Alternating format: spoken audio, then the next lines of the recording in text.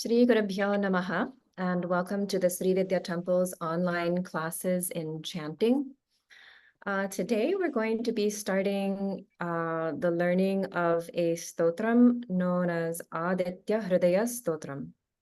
So this is something that we don't typically chant in the temple, but it is something that is very meaningful, powerful, and very helpful for anyone. It doesn't require diksha. So it's something that anyone can chant who wants to take advantage of the divine blessings. So Adityahrudaya Stotram, it's something that is given to us in the Yuddha Kanda of the Valmiki Ramayana. So this is something where Sri Rama was in the midst of fighting the war with Ravana. And he had already made a lot of progress and he had already accomplished a lot of things in that war, but Ravana was still fighting very hard. And so at one point, Sri Rama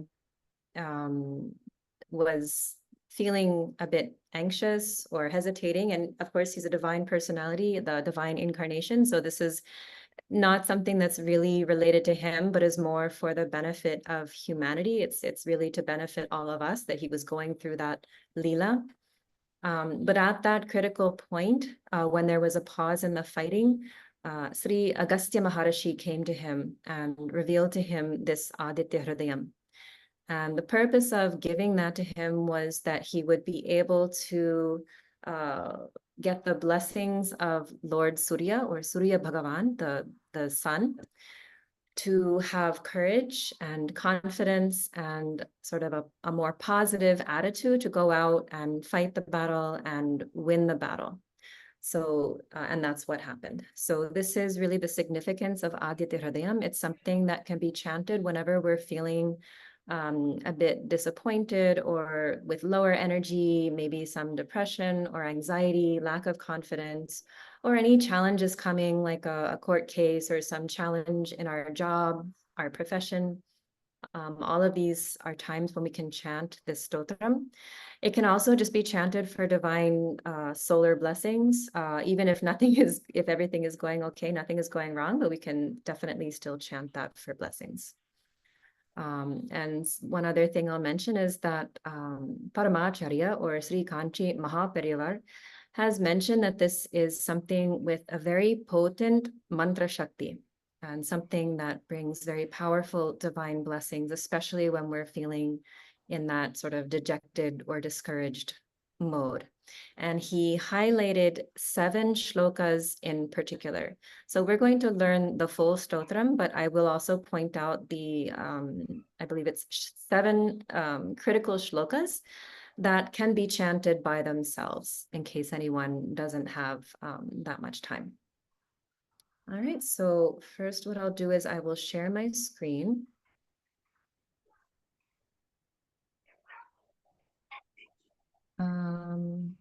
So actually, who would like to repeat the lines first? So Charu Auntie? Okay. Okay, so we'll go Charu Auntie and then Daniel Aya. Okay. All right, so Charu Auntie, you can unmute yourself in a second. So let me just share my screen so I can see the words.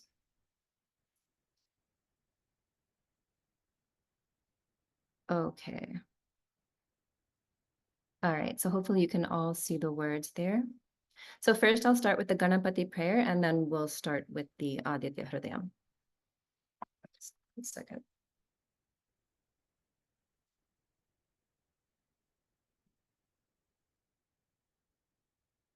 Om Shuklambaradharam Vishnum Shashivarnan Chaturbhujam Prasannavadanam Dhyayet Sarva Vikhnopashantaye. Okay. All right, so Charu Auntie, you can unmute yourself and we'll start from the beginning. So normally this stotram will be given just starting from the first shloka. But what I found was a more sort of complete sadhana version where it gives the Viniyoga and the nyasas and so on. So I thought it would be nice to start with that. So that this is something that you would do more as a complete sadhana. It's not necessary. You can also just start from the first shloka here, like Tato Yuddha Parishrantam. But we're going to start with the Viniyoga. Okay. All right, so I'll start and then Charu Aunty can repeat what I chant 2 times after me. Om Asya Shri Adityahrudaya. Om Asya Sri Adityahrudaya. Om Asya Sri Adityahrudaya.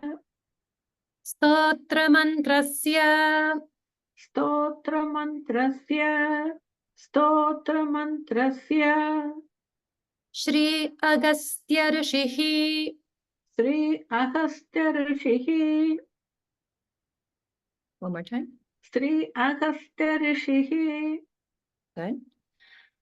Om Asya Shri Adityahrudaya Stotra Mantrasya Shri Agastya Rishihi. Om Asya Sri Adityahrudaya Stotra Mantrasya Sri Agastya Rishihi. Om Asya Sri Adityahrudaya Stotra Mantrasya Sri Agastya Rishihi. Very good. One thing I'm hearing is that when you say Agastya, the ga sounds a little more like a ha. So just focus on pronouncing this as ga. It's like a hard ga sound. Agastya Rishihi. Okay, Agastya Rishihi. that's it. Yep. Okay, so now going on. Anushtup chandaha. Anushtup Chandaha. Anushtup Chandaha. Good. Shri Adityahrudaya Bhuto. Sri Adityahrudaya Bhuto. Sri Adityahrudaya Bhuto. Bhagavan Brahma Devataha. Bhagavan Brahma Devata. Bhagavan Brahma Devata. Good.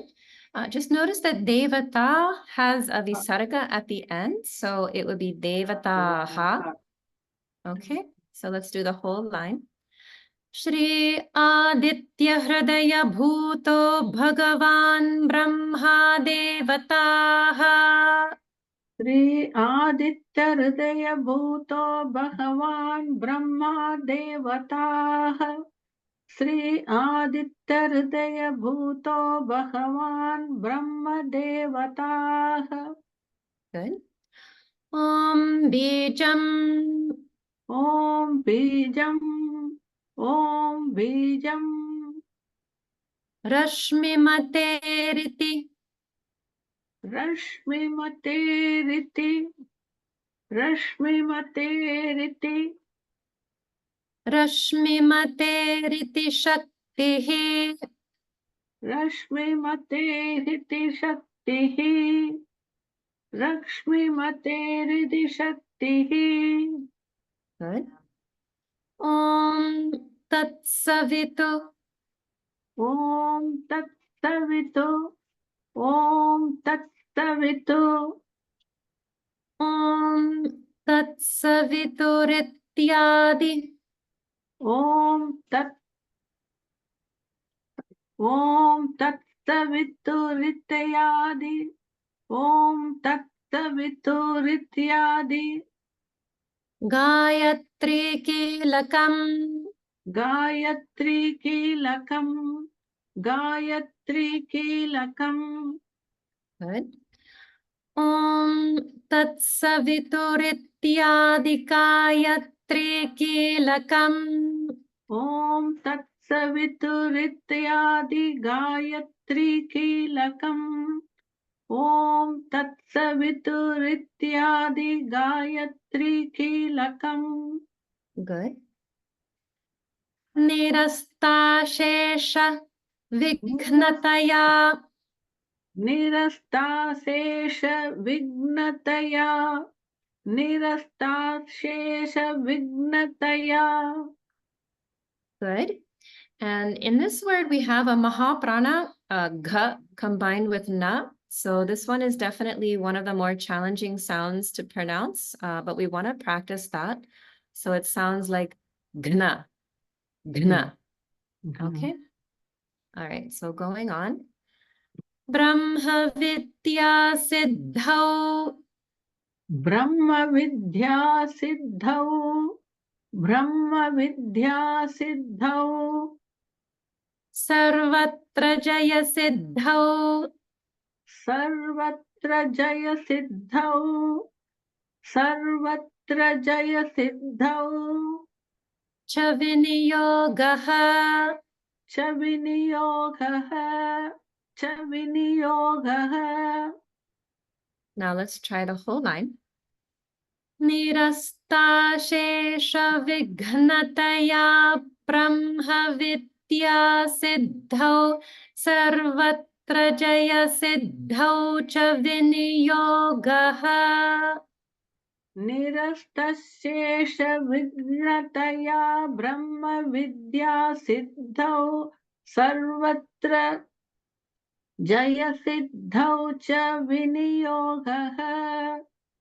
Nirastasesha Vignataya Brahma Vidya Siddhau Sarvatra Jaya Siddhau Cha Viniyogaha. Very good. That's a tough line. The only thing I heard was it should be ta sesha. I was hearing more like a ta. So this one is nirasta shesha. Okay. And that was the only thing. Okay. So this is the Viniyoga. It's telling us the Bijam, the Shakti, and the Kilakam. So we can see that Om is the main seed syllable for this. Rashmi Mata, that's like the rays, divine rays, are the Shakti. And Om Tat Saviturityadi Gayatri, this is indicating that the Gayatri mantra that begins with Om Tat Savitur is the Kilakam, like the pin or the stake. So this is showing the strong connection with Om mantra and also with the Gayatri mantra. So Gayatri mantra, I'm sure everyone is aware, is dedicated to the sun, Savitur.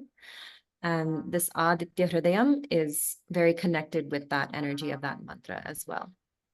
Okay, and then the Viniyoga, or the purpose, is removing obstacles for perfection in Brahma Vidya, which is like Atma Vidya, the divine knowledge of the true self, who we really are, that inner divinity, and also for the perfection of our victory in every meaning of that word.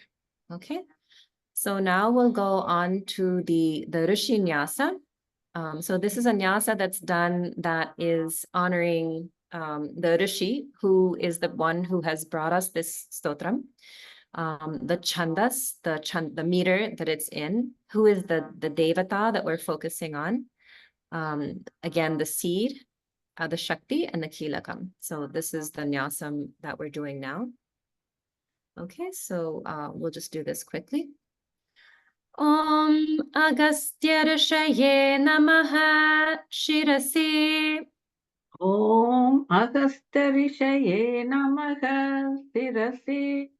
Om Agastya-rishaye namaha shirasi. Good. So shirasi indicates the top of the head. So that's where we would touch when we are chanting this for the rishi.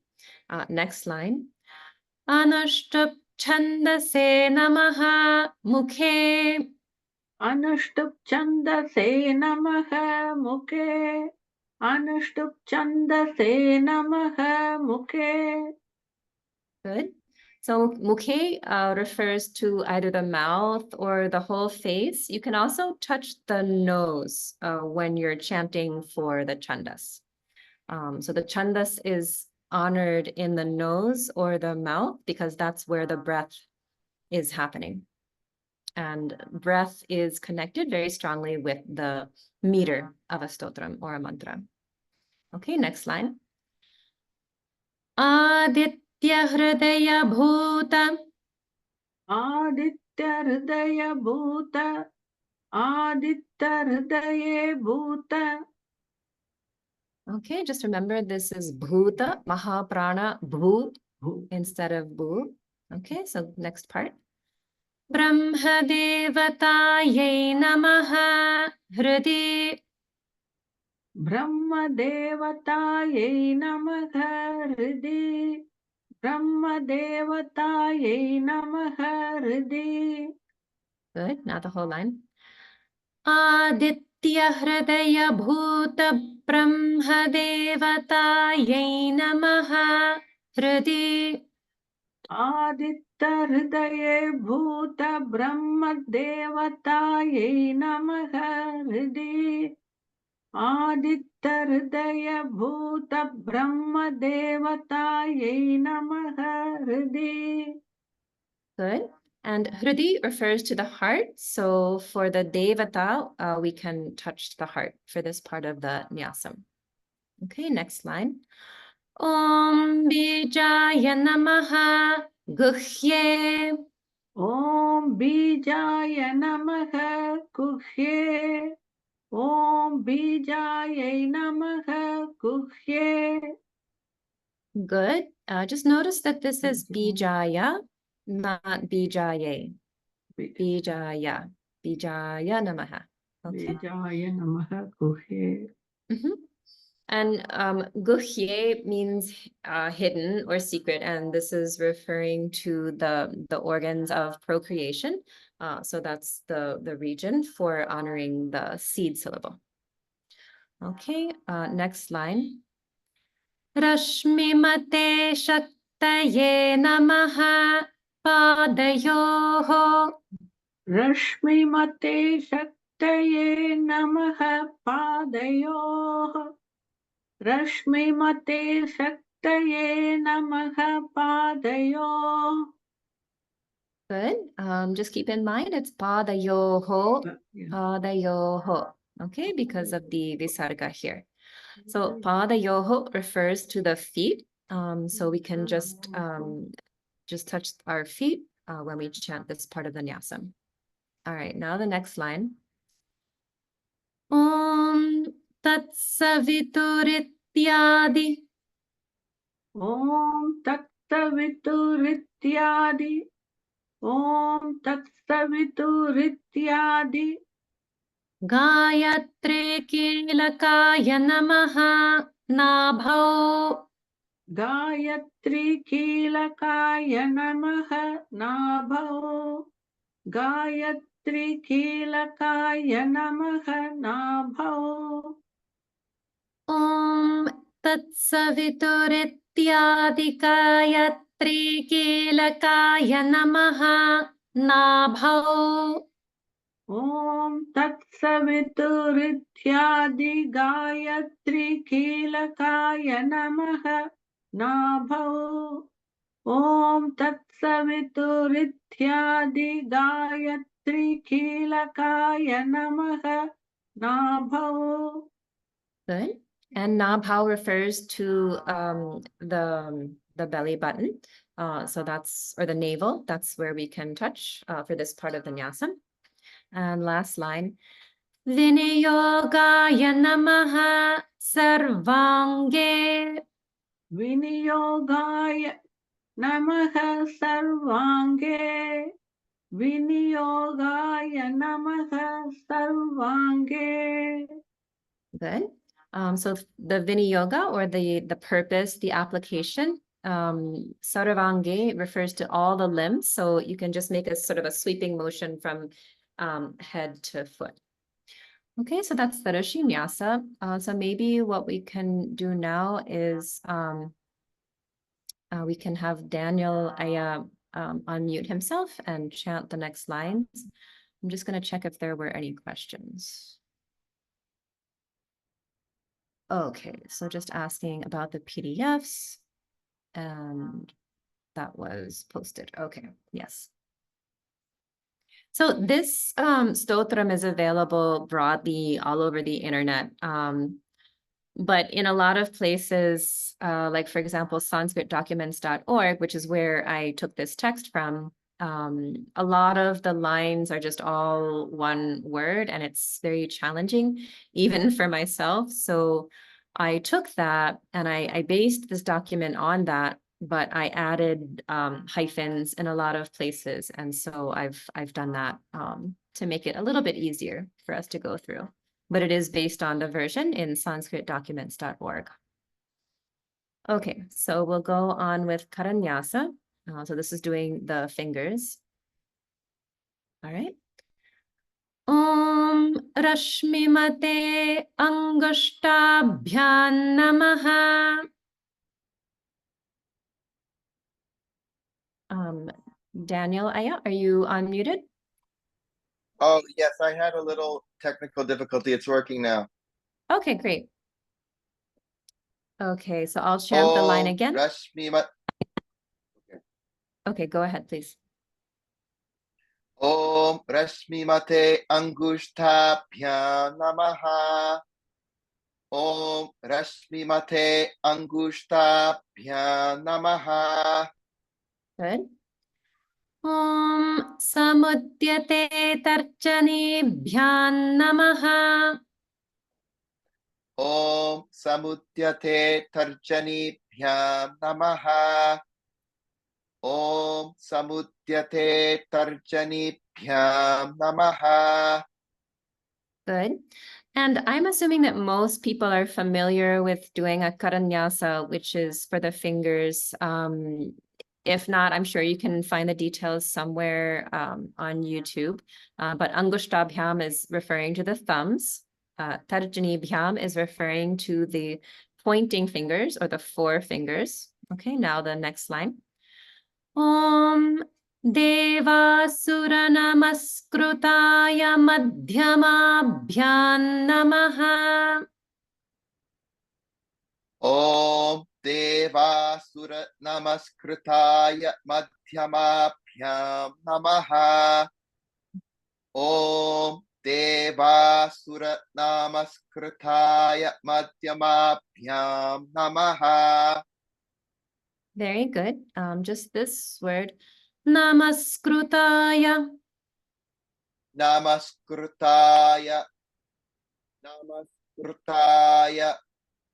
Good. All right, next line. And Madhyamabhyam is referring to the middle fingers or the third finger. Next line. Om Vivasvate Anamikabhyan Namaha. Om Vivasvate Anamikabhyam Namaha. Om Vivasvate Anamikabhyam Namaha. Good. This is referring to the ring finger or the fourth finger. Om Bhaskaraya Kanishthikabhyan Namaha. Om Bhaskaraya Kanishtikabhyam Namaha. Om Bhaskaraya Kanishtikabhyam Namaha. Good. Next line.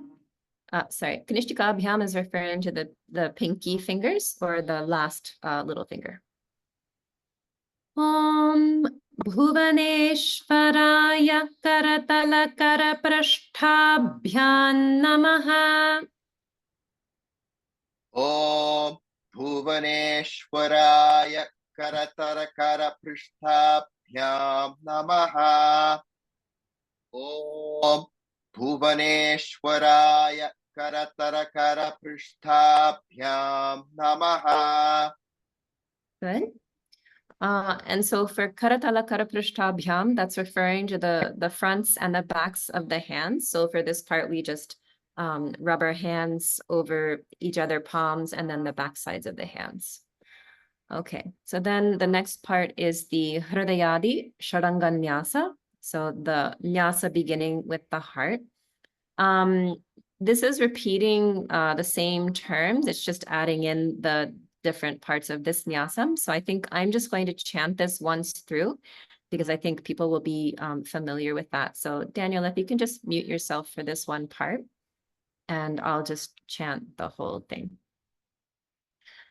Om Rashmimate Hridayaya Namaha. Om Samudyate Shirase Swaha. Om Devasura Namaskrutaya Shikhayai Vashat. Om Vivasvate Kavachayaham. Om Bhaskaraya Netratrayaya Vaushat.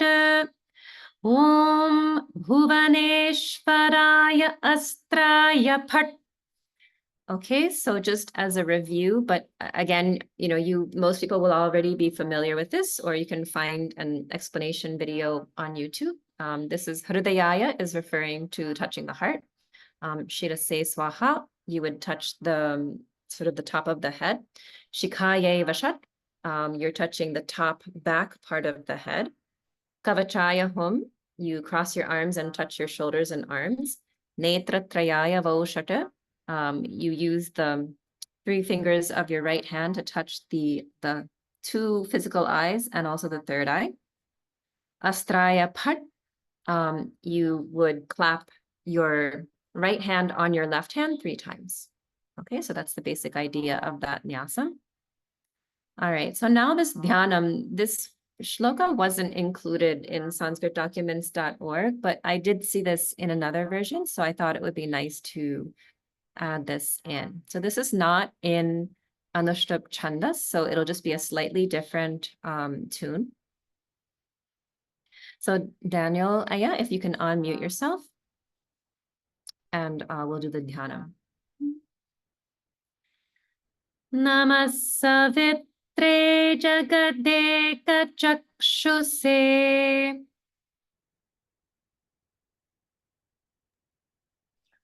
Namasavitre jagadeka chakshushe.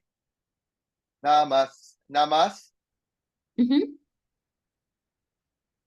That's it. Namasavitre jagadeka chakshuse. Good. So here it's savitre.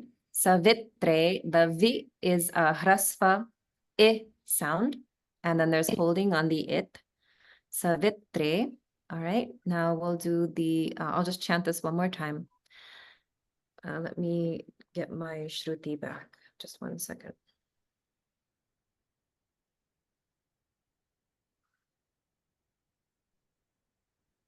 Namasavitre jagadeka chakshuse. Okay, so that's how that first part goes. Let's do the next part of the line. Jagat prasuti sthiti nasha hetave. Jagat prasuti stitina shahetave.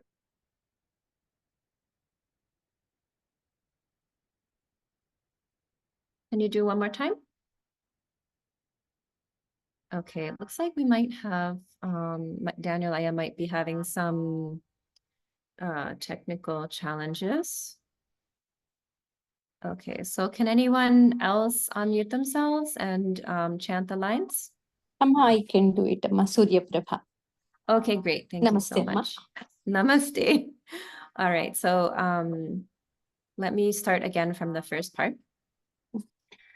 Namasavitre jagadeka chakshuse. Namah Savitre Jagadeka Chakshuse. Namah Savitre Jagadeka Chakshuse. Very good. The only thing is that when we have a visarga in front of a sa, we tend to pronounce it as a is sound, like namas. So if this were a ka sound, if this were a word beginning with ka, then the way that you pronounced visarga it would be like that. But because it's a sa sound, we just really chant this just exactly like this sound as well. Namasavitre. Namasavitre. Okay. I'll repeat it, right. Amma. Okay. Namas Savitre Jagadeka Chakshuse. Good. That's it. Now the next part. Jagat prasutisthitinasahetave. Jagat prasutisthitinasahetave. Jagat prasutisthitinasahetave. Very good. Now the next part. Trayimayaya trigunatmadharine. Trayimaya triguణात्मधारिणे. Trayimaya triguణात्मधारिणे. Good. Virinchi Narayana Shankaratmane. Virinchi Narayana Shankaratmane. Virinchi Narayana Shankaratmane. Very good. So this is a very beautiful dhyana shloka in honor of the sun, describing the sun as Jagadeka Chakshuse, like a single eye, an eye of wisdom, like the third eye, to see the entire world, because it's by the light of the sun that we're able to see the world, and it's by the spiritual energy of the sun that we're able to see truly and understand the real soul and essence of reality. And then Trayi Mayaya Trigunatmadharine, so the soul of the three gunas, the three forms, and Virinchi Narayana Shankara Atmane, so the very Atma or soul of Brahma, Vishnu, and Lord Shiva. So this is a very beautiful meditation on the spiritual sun. Okay, so let's go on to start with the first shloka of Adityahrudayam. Okay. And this is in Anushtup Chandas. Tato yuddha parishrantam. Tato yuddha parishrantam. Tato yuddha parishrantam. Samare chintaya sthitam. Samare chintaya sthitam. Samare chintaya sthitam. Now the whole line. Tato yuddha parishrantam samare chintaya sthitam. Tato yuddha parishrantam samare chintaya sthitam. Tato yuddha parishrantam samare chintaya sthitam. Very good. One thing to focus on are the Mahaprana sounds. So we want to pronounce yuddha as yuddha. And we also want to say sthitam, sthitam. Okay, so there's Mahaprana there and also in yuddha. So this is a stotram. It's not like a Veda mantra. So we don't have to worry about specific swaras. So technically the melody that we use for this isn't, strict. It doesn't matter as much, but we use the same melody just by convention that we would use for something like Lalita Sahasranama, or most people would use for Durga Saptashati, and so on. And that's really mainly a convention, and also makes it sound nice if multiple people are chanting together. Okay, but just want to be clear that it's not like a required swaras like it would be if these were Veda mantras. All right, let's go on to the second line. Ravanam chakrato drashtva. Ravanam chakrato drishtva. Ravanam chakrato drishtva. Yuddhaya samupasthitam. Yuddhaya samupasthitam. Yuddhaya samupasthitam. Good. Now the whole line. Ravanam chakrato drashtva yuddhaya samupasthitam. रावणं चाक्रतो दृष्ट्वा युद्धाय समुपस्थितम् रावणं चाक्रतो दृष्ट्वा युद्धाय समुपस्थितम् Very good. The only thing I'm hearing is there's a slight pause in the middle of the line, but we don't need to take that pause. So Okay. this would be like Drishtva yuddhaya, Drishtva yuddhaya. So you can just imagine that this is like one word in a sense, and so we don't need to have a pause in the middle. Okay, Sure. but that was the only thing. Shall I repeat once more? Sure. Okay.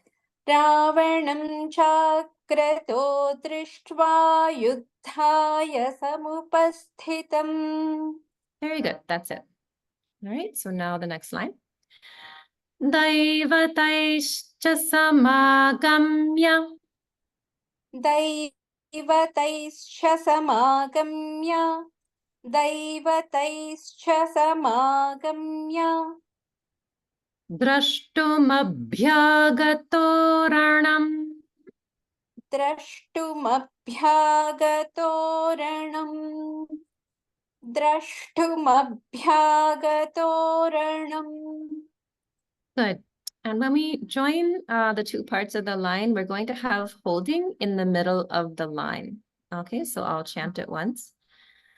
Daivataishcha samagamya drashtumabhyagato ranam. दैवतैश्च समागम्य द्रष्टुमभ्यागतो रणम् दैवतैश्च समागम्य द्रष्टुमभ्यागतो रणम् Good. Now the next line.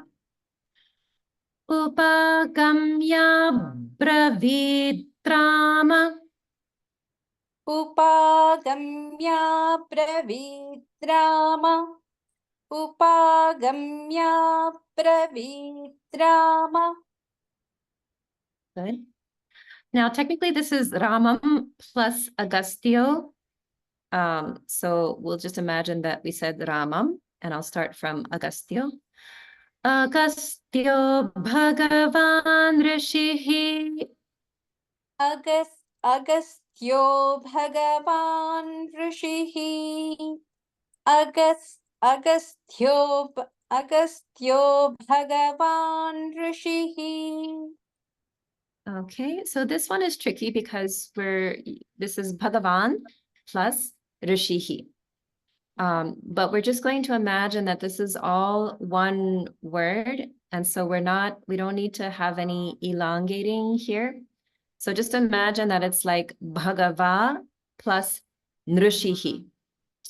You can mentally break it like that.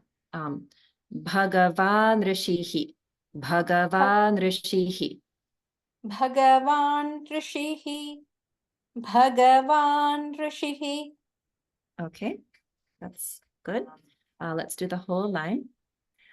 Upagamya bravidramamagastyo bhagavan rishihi. उपागम्या प्रवित्रामं गस्त्यो भगवान् ऋषिः उपागम्या प्रवित्रामगस्त्यो भगवान् ऋषिः It's I very think I close. But Yeah. yeah, this is a tricky one because your eye is trying to figure out what it is while the mouth is trying to pronounce it. So I'm just going to repeat this phrase. Ramamagastyo, Ramamagastyo, Ramamagastyo. Ramamagastyo. Right, so they're being linked Ramamagastyo. together, okay? Okay. And so when we're chanting, basically we want to look at it syllable by syllable. And we're basically linking up the syllables and then following the rules of chanting based on holding and so on. So instead of looking at a unit like a word, because we might recognize some of the words, we want to focus on the syllables and linking them together as sounds. Okay, so it's a little bit tricky, but it'll get easier in time.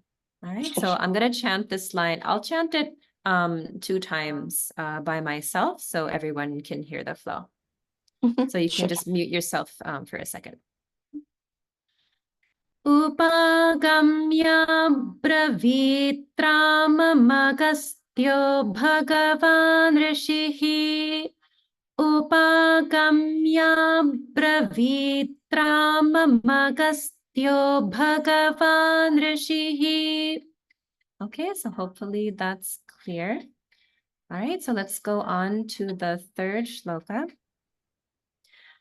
Amma, you can unmute yourself for this. Yeah. Rama Rama Mahabaho. Rama Rama Mahabaho. Rama Rama Rama Rama Mahabaho. Good. Shrono Guhyam Sanatanam. Shrunu Guhyam Sanatanam. Shrunu Guhyam Sanatanam. Good. And I was able to hear the holding on the ish in Guhyam, which is one of the most challenging sounds to do the holding on. So we don't want to say like Guyam or something like that. It's Guhyam, Guhyam. So I was able to hear that. So that's very good. Let me do the whole line now. Rama Rama Mahabaho Shrono Guhyam Sanatanam. Rama Rama Mahabaho Shrunu Guhyam Sanatanam. Rama Rama Mahabaho Shrunu Guhyam Sanatanam. Very good. On the second time, I heard a slight pause in the middle. So I Yes. know it's a certain style of chanting that sometimes people will do, but we just want to try to remember to just for Anushtup Chandas to just chant the full line in one flow. Sure, I'll try. No problem. Okay, so now let's do the next line. Yena sarvanarin vatsa. Yena sarvanarin vatsa. Yena sarvanarin vatsa. Samare vijayashyasi. Samare vijayashyasi. Samare vijayashyasi. Amma, C is the like Dirgham C, Mahapranam, like Dirgham C or regular one? No, it's a hrasva. It's a short sound. It's just that at the end of a line, we always elongate slightly, so it probably sounds a little bit like a dirgha, but technically it is hrasva. Okay. One very small detail, we want to say yesh yasi. It sounded like you were saying yash yasi, but it's Yashyasi. vijayashyasi. Vijayashyasi. That's it. Okay. So now we'll do the whole line. Yena sarvanarin vatsa samare vijayashyasi. Yena sarvanarin vatsa samare vijayashyasi. Yena sarvanarin vatsa samare vijayashyasi. Very good. So I think we'll try to get to the end of the 5th shloka in the next 10 minutes. I think we can do that. All right. So going on to the 4th shloka. Adityahrudayam punyam. Adityahrudayam punyam. Adityahrudayam punyam. Sarvashatru vinashanam. Sarvashatru Sarvashatruvinashanam. Sarvashatruvinashanam. Now the whole line.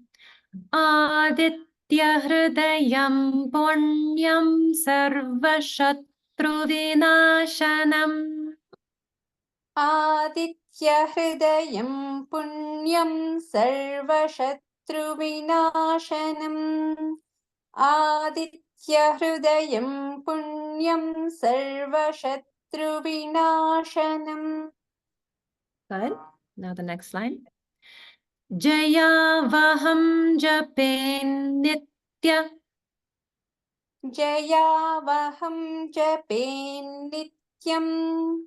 Jayavaham jape nityam. Good. And again, this is nityam plus akshayam. But I just wrote it this way so that it's a little bit easier to get the flow. But I'll start from akshayam. Akshayam paramam shivam. Akshayam paramam shivam. Akshayam paramam shivam. Now the whole line. Jayavaham japen nityam akshayam paramam shivam. Jayavaham jape nityamakshayam paramam shivam. Jayavaham jape nityamakshayam paramam shivam. Good. Now the next line. Sarvamangalamangalyam. Sarvamangalamangalyam. Sarvamangalamangalyam. Sarvapapapranashanam. Sarvapapapranashanam. Sarvapapapranashanam. Now the whole line. Sarvamangalamangalyam sarvapapapranashanam. Sarvamangalamangalyam sarvapapapranashanam. Sarvamangalamangalyam sarvapapapranashanam. Very good. Now the next line. Chinta shoka prashamanam. Chinta shoka prashamanam. Chinta shoka prashamanam. Ayurvardhanamuttamam. Ayurvardhanamuttamam. Ayurvardhanamuttamam. Good. So here, I'm not sure why it's written separately like this, but this is how it was in the document. So that's how I kept it. So now I'll chant the full line. Chinta shoka prashamanam ayurvardhanamuttamam. Chinta shoka prashamanam ayurvardhanamuttamam. Chinta shoka prashamanam ayurvardhanamuttamam. Very good. Okay, so I'm going to stop at this point. And I just want to point out if anyone had looked at the document at sanskritdocuments.org, which provided a very nice little sort of background and also translation of the shlokas. So what's happening is that in the beginning of this stotram, it's actually like Agastya Maharshi speaking to Sri Rama and telling the benefits of chanting these mantras. So it's kind of like he's starting out by, almost like pumping him up to get him more enthused about chanting these shlokas. So a lot of the benefits are described in here, like Sarvashatru Vinashanam. So these mantras are going to destroy all the enemies, external, really internal enemies is what we're concerned with. The Shivam, the greatest bliss, the greatest divine light and happiness, all auspiciousness, all of the sins and, errors are going to be destroyed. All of the sad thoughts will be, washed away, and long life will be attained. So these are all a lot of different benefits.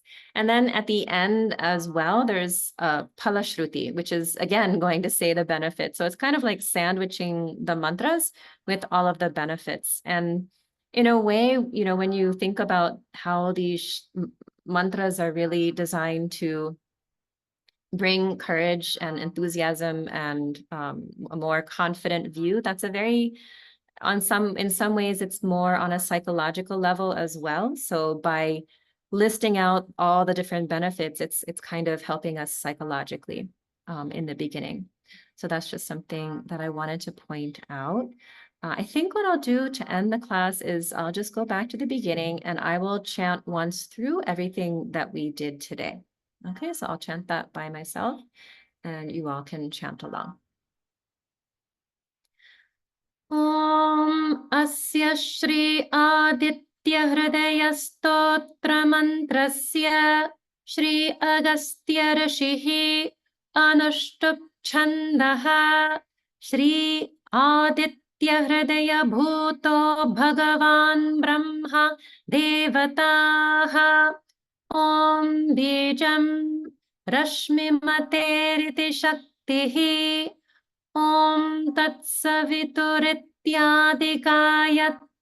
कीलकम् निरस्ताशेषविघ्नतया ब्रह्मविद्या सिद्धौ सर्वत्र जयसिद्धौ च विनियोगः ऋष्यादिन्यासः ॐ अगस्त्य ऋषये नमः शिरसि अनुष्टुप् छन्दसे नमः मुखे आदित्यहृदय भूत ब्रह्मदेवतायै नमः हृदि ॐ बीजाय नमः गुह्ये रश्मिमते शक्तये नमः पादयोः ॐ तत्सवितुरित्यादिगायत्रीकीलकाय नमः नाभौ विनियोगाय नमः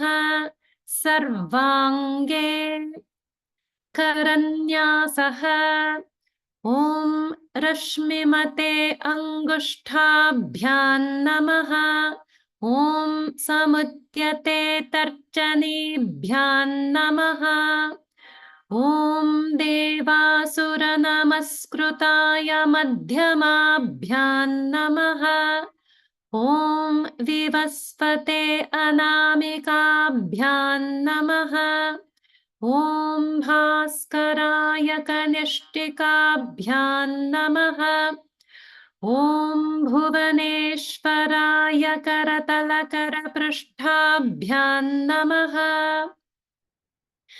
हृदयादिषडङ्गन्यासः ॐ रश्मिमते हृदयाय नमः ॐ समुद्यते शिरसे स्वाहा ॐ देवासुरनमस्कृताय शिखायै वषट् ॐ विवस्वते कवचाय हुम् ॐ भास्कराय नेत्रत्रयाय वौषट् ॐ भुवनेश्वराय अस्त्राय फट् ध्यानम् नमः सवित्रे जगदेकचक्षुषे जगत्प्रसूतिस्थितिनाशहेतवे त्रयीमयाय त्रिगुणात्मधारिणे विरिञ्चिनारायण शङ्करात्मने